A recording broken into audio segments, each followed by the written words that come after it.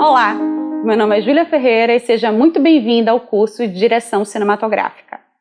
Hoje a gente vai falar sobre a função do diretor, qual o papel dele, como ele deve se comportar, erros e acertos, quais os departamentos com os quais ele vai trabalhar, todo o percurso, desde a pré-produção até a pós-produção. Bem, para vocês entenderem um pouquinho como é que funciona o percurso de um diretor cinematográfico, de um diretor de audiovisual, eu vou falar um pouquinho do meu. Sou formada em comunicação na UFBA, em pós-graduação na University of the Arts, London. Também tenho um mestrado em direção cinematográfica na Universidade de São Pablo, de Madrid. Esse mestrado foi maravilhoso, porque eu tive a oportunidade de trabalhar em mais ou menos 15 curta-metragens, dirigindo e escrevendo os meus e trabalhando nos dos meus colegas.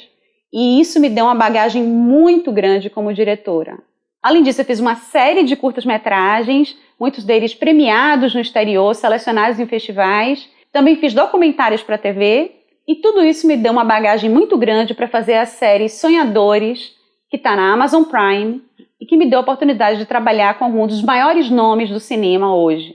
Eu fiz uma série de masterclasses no exterior com alguns dos maiores nomes do cinema mundial, além de vários cursos de teatro, de interpretação, mais Actors Studio, para entender como é que se atua e como é que se dirige atores. Com tudo isso, eu acabei me transformando também em professora de cinema, há mais de 15 anos. Ensinei em diversas instituições e atualmente faço parte de um programa internacional francês, Le Cinéma en de Jeunesse, do Alain Bergalat, que também serviu de influência para esse curso. Bem, vamos ao que interessa, que é realmente a função do diretor. O que é que ele faz, qual o papel dele numa obra audiovisual. Primeiro eu defini, para facilitar a nossa vida, o trabalho dele na pré-produção, produção e pós-produção. Vamos entender um pouquinho o que é isso, tá? A pré-produção é toda a parte de planejamento antes das filmagens. Isso acontece geralmente entre 2, 3 meses no mínimo. Dizem que quanto maior a pré-produção, melhores serão as filmagens ou gravações depois. Porque você prepara tudo e evita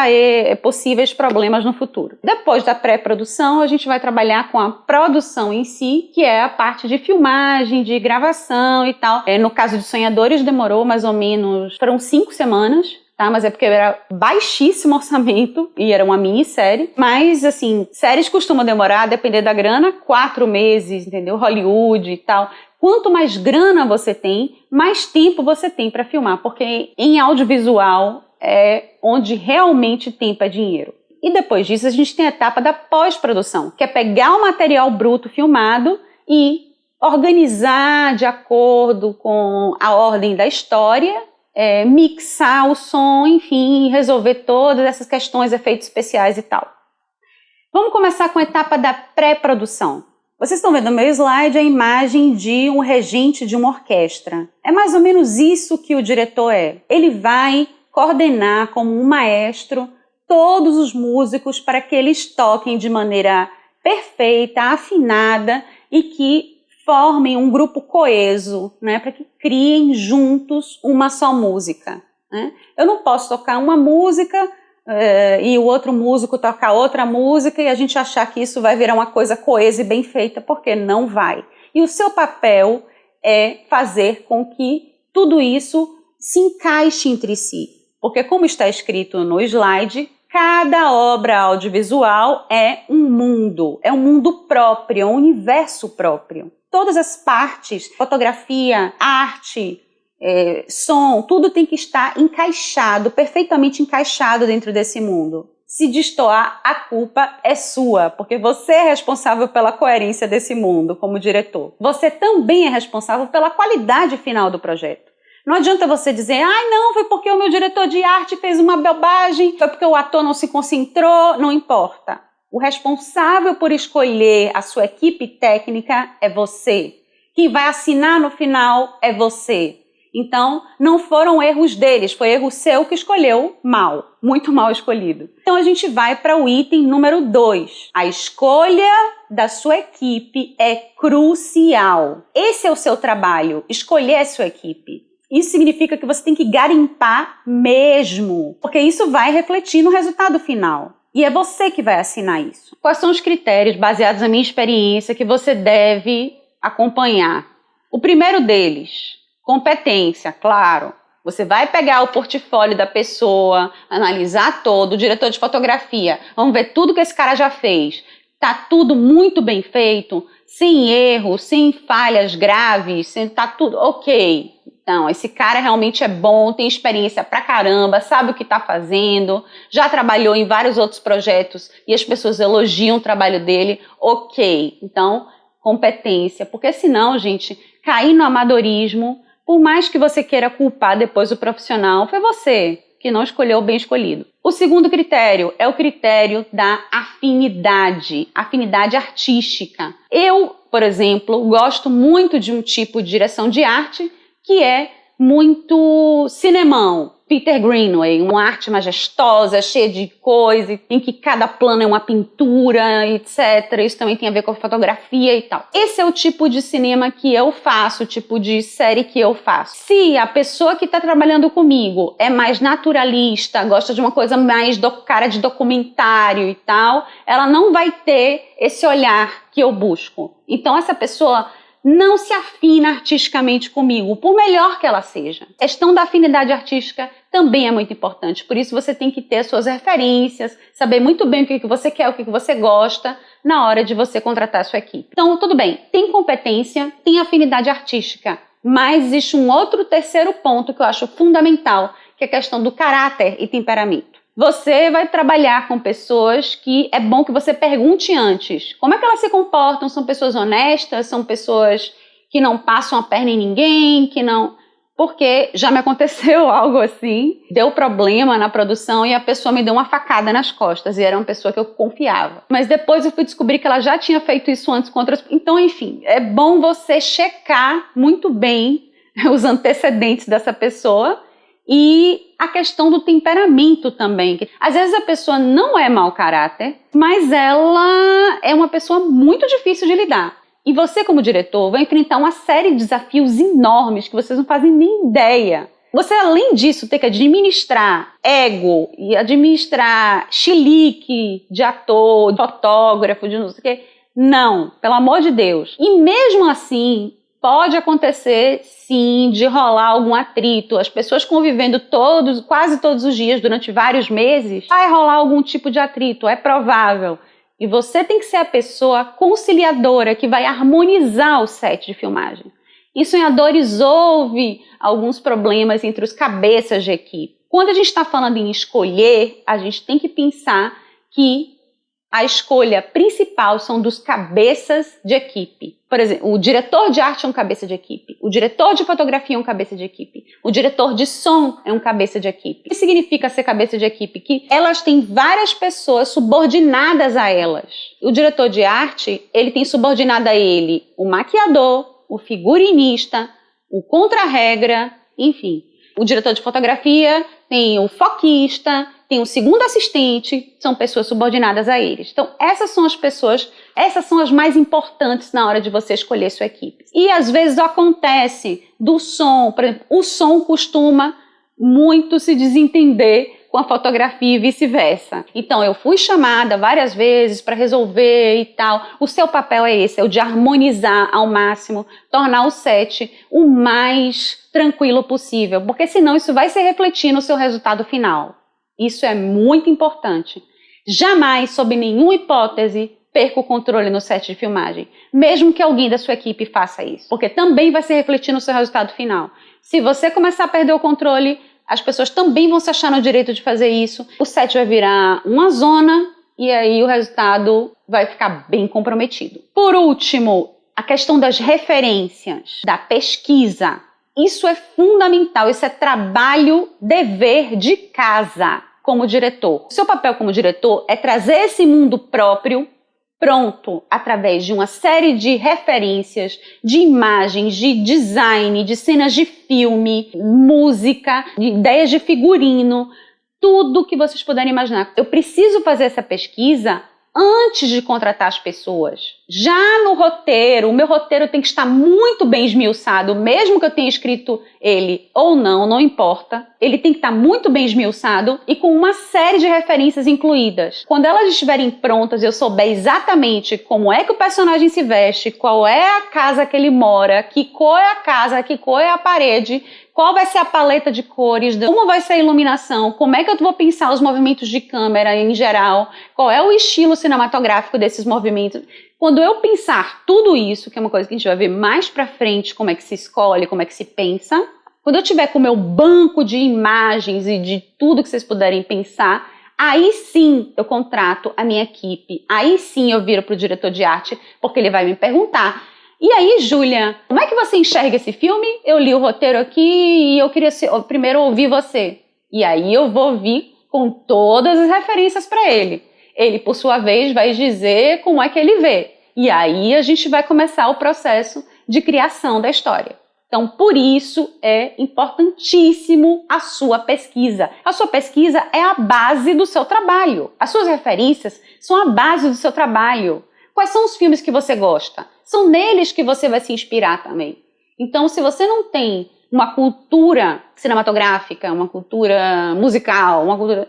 Meu filho, comece a descobrir o que é que você gosta, como você quer, que tipo de filme lhe agrada, que tipo de música lhe agrada, porque isso é o que você vai colocar na sua obra audiovisual. Uma outra coisa muito importante, tudo isso que eu estou falando aqui é lindo e maravilhoso, é um mundo perfeito para o diretor, porque eu estou falando de obras independentes, que são obras que não tem muita grana assim. Mas quando a gente está falando de blockbusters ou de séries megalomaníacas, a gente está falando de muito dinheiro. Muito dinheiro geralmente significa menos liberdade para o diretor. Na maioria das vezes é isso que acontece. Com exceção de um Tarantino da vida que já alcançou um patamar, porque ele já levou tantas e tantas vezes milhões de pessoas ao cinema, que ele tem carta branca para fazer o que ele quiser. Mas, por exemplo, em Hollywood, na maioria das vezes, existe um produtor que fica ali no seu ouvido quando você está dirigindo. O diretor é um mero técnico, nos filmes mega... Não estou falando do cinema independente americano, estou falando dos grandes filmes. O diretor, na verdade, é um técnico que está ali auxiliando o produtor. Com relação às novelas no Brasil, isso também acontece, só que com um porém. Ele tem uma certa liberdade, mas o autor, a autora das novelas, vai interferir também em questões artísticas, em escolha de atores, em uma série de coisas. Então, quem dirige novela está preparado para isso, sabe lidar com isso e negocia e tudo bem. E ainda existe o caso dos streamings. Certos streamings, quando você entra com o seu projeto, sendo você autor, é mais fácil, você tem uma liberdade até um pouco maior. E mesmo quando você é autor, o streaming entra, interfere pra caramba, às vezes desconfigura tudo, a tal ponto que o projeto vira outro projeto. Então, às vezes é melhor você pegar, colocar debaixo do braço e ir embora, ou então dizer: toma aqui, galera, querem comprar o meu projeto? Eu vendo, porque isso realmente é complicado. Mas essa é uma escolha sua, como diretor. Eu quero ganhar muito mais grana, ter muito mais nome e ter menos liberdade? Ou não, eu quero construir uma carreira autoral, mesmo que eu não tenha essa grana toda, mas ter a minha liberdade, manter a integridade dos meus projetos. É uma escolha pessoal de cada um. Eu sou uma diretora mais autoral, então isso varia, tá, gente? Esse rapaz que vocês estão vendo é o autor dos livros de Game of Thrones, um homem que eu admiro demais, que é o George R. Martin, né? Essa série que é a série mais vista de todos os tempos, mais amada e premiada. E claro, ele interferiu, assim como os roteiristas também viraram meio que autores, também interferiram muito. E os diretores foram meros técnicos. Eu abri esse parênteses aqui na etapa da pré-produção para lembrar para vocês que nem sempre o diretor tem essa liberdade do cinema independente, das séries mais independentes, né? A minha série, no caso, foi mais independente, então foi pouca grana, então eu pude fazer uma coisa mais autoral. Bem, mesmo que você não tenha que negociar com streaming, com canais, com produtor multimilionário, não sei o quê, você vai ter sim que negociar, mesmo numa obra independente, você vai ter que negociar o tempo inteiro com a sua equipe. Isso é fato. Se você é uma pessoa difícil, se você é uma pessoa tirana, é assim e acabou, porque eu sou o diretor e sou eu que mando e a bola é minha e se não for assim acaba o jogo, é melhor você não entrar. Porque se as pessoas começarem a ficar muito descontentes, porque você é muito mandão, e principalmente o pessoal que grita, tem uns diretores que dão berros e tal, isso é horrível porque você está prejudicando o seu resultado final. Não adianta, clima ruim produz filmes com problemas. Você precisa se abrir realmente para ouvir a sua equipe. Isso é fundamental. E eu falo, nessa etapa de pré-produção já, isso vai acontecer. Você vai para as leituras dramáticas com seus atores, que é a primeira fase de ensaio, e eles vão dizer, ô Júlia, e se eu falar assim ao invés de assado? E se eu trocar essa palavra? E se eu fizer tal coisa ao invés de tal? E se eu fizer X ao invés de Y? Se aquilo não interfere na qualidade, nem no estilo e nem prejudica a história, cede. Você precisa ceder. Porque isso deixa a pessoa alegre, ela sente que ela está contribuindo também, entendeu? Direção de fotografia, eu trabalhei com um diretor de fotografia que era muito, mas o cara que veio da película, muito experiente. Então eu tive que negociar com ele bastante, porque às vezes eu vinha com um plano e ele vinha com um plano que também era muito bom e era muito difícil escolher. Às vezes a gente chegava no meio termo. Tudo bem, então vamos pelo caminho do meio. Um pouco você, um pouco eu. Procurar fazer isso. Se desvirtuou demais do que você, da obra e tal, ok. Aí você bate o pé e você mantém, porque você é responsável pela coerência desse universo próprio. Um cabeça de equipe ficar destoando muito do que você quer é porque você também escolheu errado, porque a pessoa então não pegou as suas referências, não fez o trabalho de casa dela e está viajando na maionese.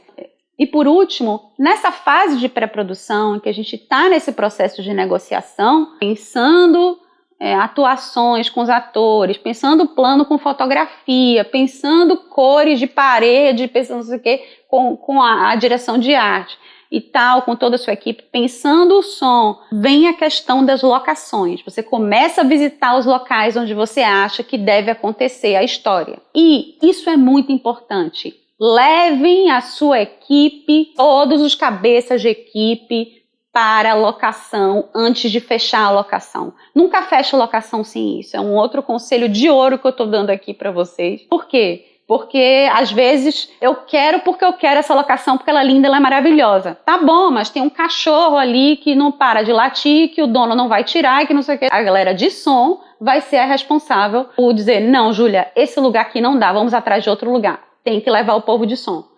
Tem que levar o povo de arte para ver se a pintura, se não sei o que, se dá para fazer, dá para chegar nas cores que você quer, tal. Então é importantíssimo, antes de você fechar as locações, você ver se ela foi aprovada pelo som, porque se ela tiver problemas graves de som, você não filma, você vai perder um tempo gigantesco para conseguir fazer com que o cachorro se cale, com que a furadeira de não sei o que, entendeu? E tempo é dinheiro, como eu já falei, mais do que qualquer outra arte, como é no audiovisual. Já me aconteceu de escolher uma casa que era maravilhosa, por onde eu imaginava um traveling passando. E os trilhos, por exemplo, quando eu fui lá, não cabiam no corredor e não havia Steadicam, entende? Então também a fotografia vai observar tudo isso. Então, fechando aqui essa primeira aula de pré-produção, você precisa negociar sempre. Ser uma pessoa flexível para ser um bom diretor.